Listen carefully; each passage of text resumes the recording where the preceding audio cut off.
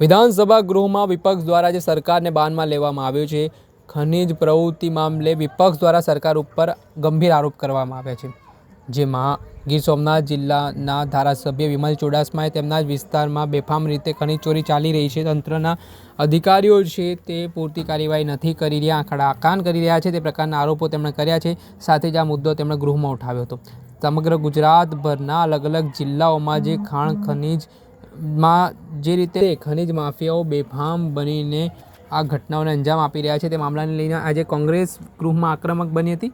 આમાં શરૂઆતમાં કોંગ્રેસના ધારાસભ્યો દ્વારા પ્લેકાર્ડ દર્શાવીને વિરોધ નોંધવામાં આવ્યો, ત્યારબાદ આ મામલે કોંગ્રેસના ધારાસભ્ય અમિત ચાવડાએ સરકાર ઉપર ગંભીર આરોપ કર્યા, જેમાં ખનીજ પ્રવૃત્તિ મામલે સરકાર છે તે કાર્યવાહી કરવામાં નિષ્ફળ નીવડે તે પ્રકારના આરોપ કર્યા છે। સાથે જે ખનીજ પ્રવૃત્તિ સાથે સંડોવાયેલા લોકો છે તે સરકાર સાથે મિલીભગત ધરાવે છે, તેમના સાગરીતો છે, તે પ્રકારના આરોપો પણ કોંગ્રેસ દ્વારા કરવામાં આવી રહ્યા છે। એટલું જ નહીં, આ મામલાના સંદર્ભમાં ધારાસભ્યોએ આજે કોંગ્રેસના જે સવાલ ઉઠાવ્યા અને સાર્જન્ટો દ્વારા તેમને બહાર મૂકી દેવામાં આવ્યા, તે મામલે પણ ધારાસભ્ય અમિત ચાવડાએ સરકારની આ નીતિ સામે તેમણે વિરોધ નોંધાવ્યો છે, સવાલ ઉઠાવ્યા છે। શું કહી રહ્યા છે ધારાસભ્ય અમિત ચાવડા તે સાંભળી લો। છેલ્લો દિવસ છે ને સત્રની શરૂઆતના પહેલા દિવસથી ગુજરાતમાં ચારે તરફ જે બેફામ ખનીજ ચોરી થઈ રહી છે, ગેરકાયદેસર ખનન થઈ રહ્યું છે, એ સરકારમાં બેઠેલા લોકોના આશીર્વાદ ને મિલીભગતથી જે ખનન માફિયાઓ બેફામ થયા છે એના અનેક ઉદાહરણો, એના પુરાવા આ વિધાનસભા ગૃહમાં ચર્ચા દરમિયાન અને સરકારના જવાબોમાં મળ્યા છે। આજે અમારા સાથી ધારાસભ્ય વિમલભાઈ ચુડાસમા દ્વારા એમના પોતાના હોમટાઉન ચોરવાડમાં લિગ્નાઇટની જે રીતે બેફામ ચોરી થઈ રહી છે, ગેરકાયદેસર ખનન થઈ રહ્યું છે અને લાઇમસ્ટોન જે ગેરકાયદેસર ખનન થઈને કરોડો રૂપિયાનો ભ્રષ્ટાચાર કરવામાં આવે છે, એ બાબતની વારંવારની લેખિત મૌખિક રજૂઆતો પછી પણ સરકાર દ્વારા કોઈ પગલાં લેવામાં નથી આવતા। ગઈકાલે પણ એ બાબતે એમની રજૂઆત અનુસંધાને મંત્રી શ્રી દ્વારા ઉડાવ જવાબ આપવામાં આવ્યો હતો। વિમલભાઈએ પુરાવા પણ અધ્યક્ષશ્રીને આપ્યા, તેમ છતાં સરકારે સ્વીકારવા તૈયાર નથી અને એ જ વાતને લઈને આજે વિમલભાઈએ રજૂઆત કરવાનો પ્રયત્ન કર્યો તો આપણે સૌએ જોયું કે કદાચ નિયમોની જોગવાઈમાં ના હોય પણ જ્યારે ગેરકાયદેસર ખનન થતું હોય, સરકારી મિલકતો લૂંટાતી હોય ને મળતિયા લોકો બેફામ રીતે કોઈના પણ ડર વગર આ લૂંટ ચલાવતા હોય તો પ્રજાના પ્રતિનિધિ તરીકે વિમલભાઈ વિધાનસભામાં ના બોલે તો ક્યાં બોલે?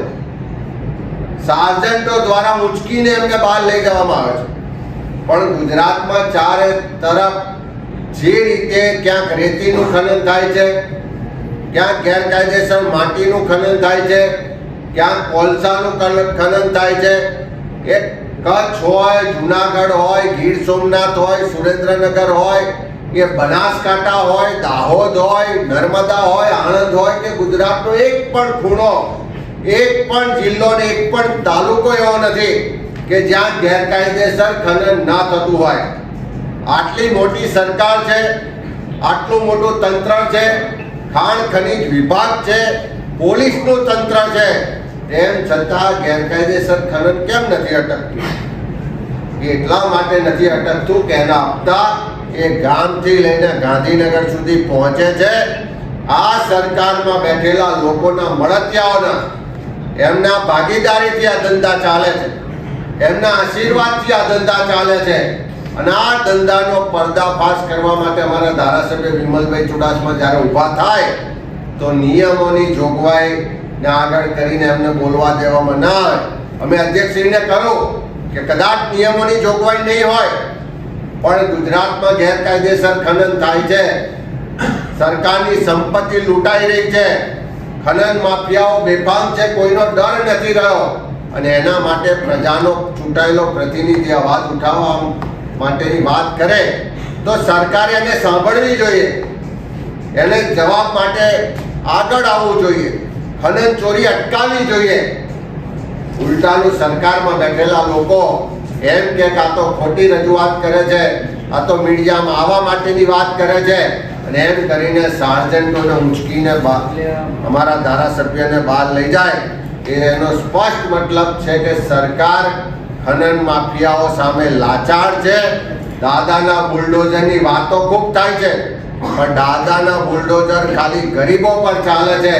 ગુજરાતના એક પણ ખનન માફિયા પર દાદાનું બુલડોઝર ચાલતું નથી. એ જ ખનન માફિયાઓ એમ કહે છે કે અમારો હપ્તો છે ગાંધીનગર સુધી પહોંચે છે. કોઈ મોટો ચમરબંધીની તાકાત નથી કે અમારું આ ગેરકાયદેસર ખનન અટકાવી શકે. અને બીજી બાજુ સરકાર એમ કહે છે કે કોઈ ચમરબંધીને છોડવામાં નહીં આવે. એનો સ્પષ્ટ મતલબ છે કે સરકારના લોકોના આશીર્વાદથી, એમના મળતિયાઓની ભાગીદારીથી આ ખનન માફિયાઓ બેફામ થયા છે. ગુજરાતની સંપત્તિ લૂંટી રહ્યા છે, ગુજરાતીઓના હકનું લૂંટી રહ્યા છે, સરકારની તિજોરીને મોટું નુકસાન કરી રહ્યા છે. અને એ ખનન માફિયાઓ સામેની લડાઈ કોંગ્રેસનો ધારાસભ્ય જ્યારે લડે, એ વાત ઉઠાવે ત્યારે એને ગૃહમાંથી બહાર ફેંકી દેવામાં આવે છે. એ આ સરકારની હકીકતો આજે આપણે બધાએ જોઈ. આપણે સાંભળ્યા હતા કોંગ્રેસના ધારાસભ્ય અમિત ચાવડા. તેમણે જે ખનીજ પ્રવૃત્તિ બેફામપણે ચાલી રહી છે ગુજરાતમાં, તંત્રના અધિકારીઓ જાણે કે આ ખનીજ પ્રવૃત્તિઓ અટકાવવામાં નિષ્ફળ નીવડ્યા તે પ્રકારના આરોપો તેઓ કરી રહ્યા છે. સાથે તેમણે રાજ્ય સરકારને પણ આ મામલે સવાલો પૂછ્યા છે અને ઘેરવાના પ્રયાસો કર્યા છે. આ મામલે ખરેખર ખનીજ પ્રવૃત્તિને અટકાવવા માટે ગુજરાત સરકાર ગંભીર છે કે કેમ તે આગામી સમયમાં ખબર પડશે ને વિપક્ષે આ મામલે પોતાનો વિરોધ નોંધાવ્યો છે. દર્શક મિત્રો, એન કવરેજ ન્યૂઝને આપ લાઇક કરી લો, સબસ્ક્રાઇબ કરી લો અને શેર કરવાનું ભૂલતા નહીં.